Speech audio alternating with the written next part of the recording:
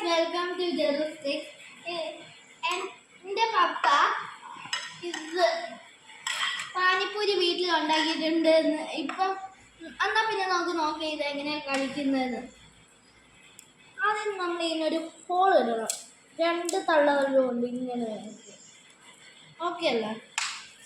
നമ്മൾ ഇങ്ങനെ ഈ സ്പൂൺ എടുക്കുന്നു.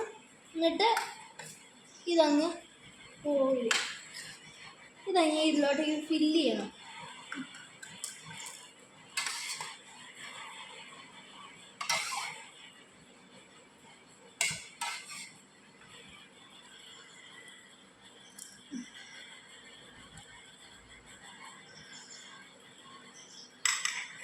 ഇനി നമ്മൾ ഇതിൻ്റെ അകത്തോട്ടേക്ക്